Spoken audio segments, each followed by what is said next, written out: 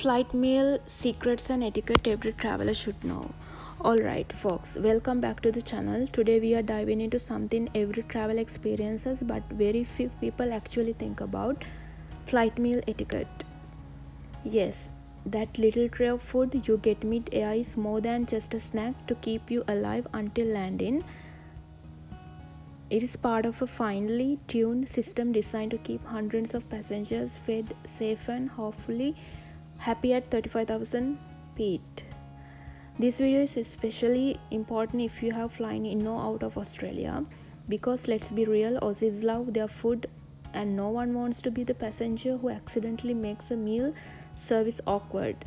So stick with me until the end, because we will cover how airlines choose the food, the timing of service, what's expected from you as a passenger, and those little unspoken rules that can make your flight so much smoother.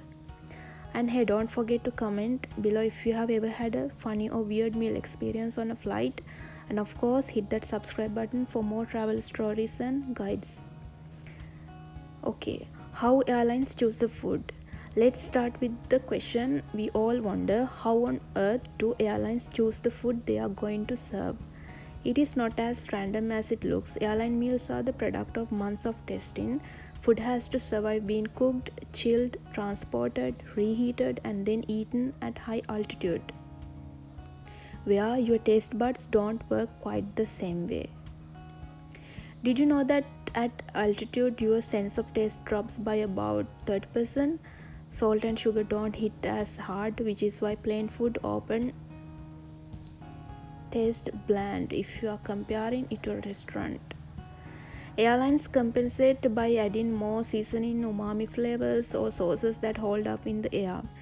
They also have to balance cultural expectations. Flights heading to or from Australia might feature familiar meals like roast chicken, pasta, or curry, while long haul flights to Asia or the Middle East will adjust menus to reflect local tastes.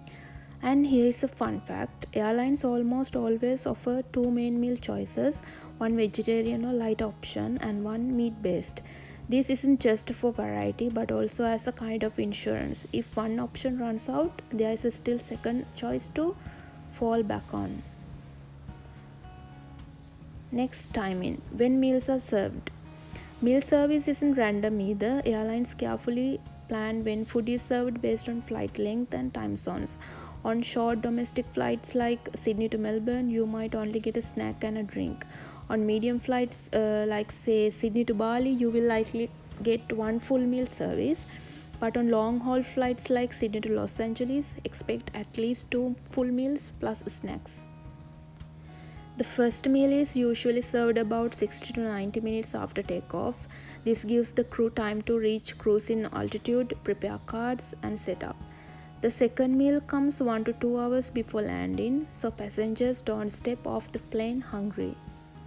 If you have ever wondered why food service feels so slow, remember this: a flight attendant team can serve anywhere between 150 to 300 people in a single cabin.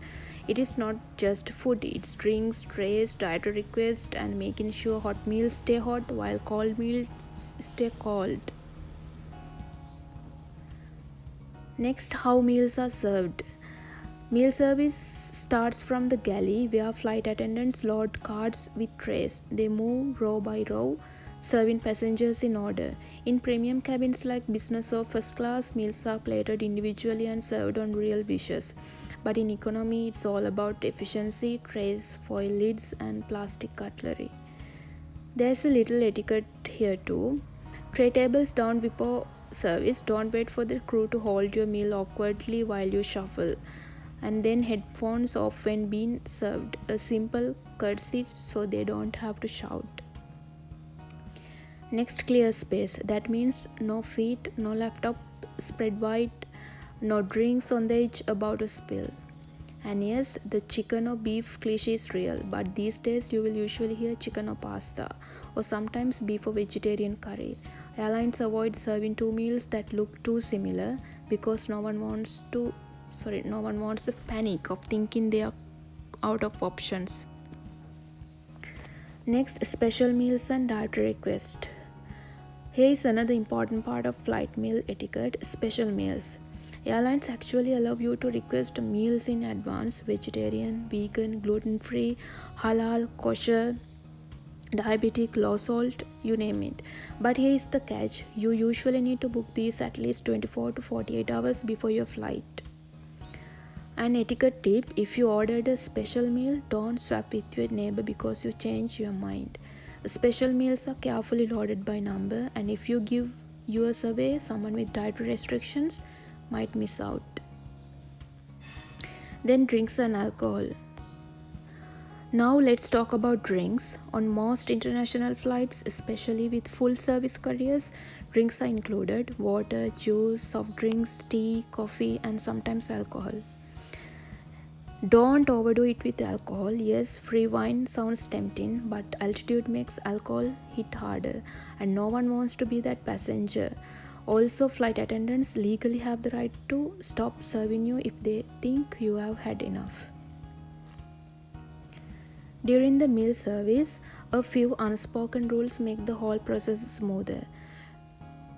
First one: don't recline while meals are being served. Nothing annoys the person behind you more than eating with the tray squashed into their chest. And then be polite with request. A smile and a please really do go a long way. Remember, the crew is feeding hundreds of people. And don't hoard extras. Yes, those bread rolls and chocolates look good, but grabbing 5 of them before others are served isn't cool. Clearing trays. When the crew comes around to collect trays, help them out.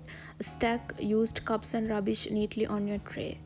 Don't hand them half eaten meals dripping with sauce, keep it contained. And definitely don't try to sneak rubbish into the aisle or seat pocket. Between meal services, on long flights, snacks and drinks are usually available in the galley. You're free to walk off and help yourself, but be considerate. Don't take the whole basket of snacks, and don't block the galley chatting for an hour. Since a lot of you are from Aussie land, here is something fun. Qantas often includes iconic Aussie snacks like Tim Tams or cheese and crackers. It's a little taste of home at 35,000 feet. But whether it's Qantas, Virgin, or another airline, the same etiquette applies. Meals are a shared experience, so think of it as eating at a giant sky restaurant. Why etiquette matters? You might be thinking, why does it matter how I handle my tray of food? But here is the truth: the meal service is one of the few times on a flight when everyone is doing the same thing at the same time. If you make it smooth, it's a better experience for you, your neighbors, and the crew. So next time you hear chicken or pasta, you will know there is a whole world of planning, timing, and etiquette behind that simple question. So that's your guide to flight meal etiquette: how food is chosen, when it's served, how to behave, and the little things that make the whole process smoother. If you have ever had a strange or memorable meal on flight, drop your story in the comments below. I would like to hear that. And if you found this video helpful, don't forget to hit that like button, subscribe to the channel, and share this with a mate who's about to take their first long haul flight. Travel is always better when we know the little tricks that make the journey easier.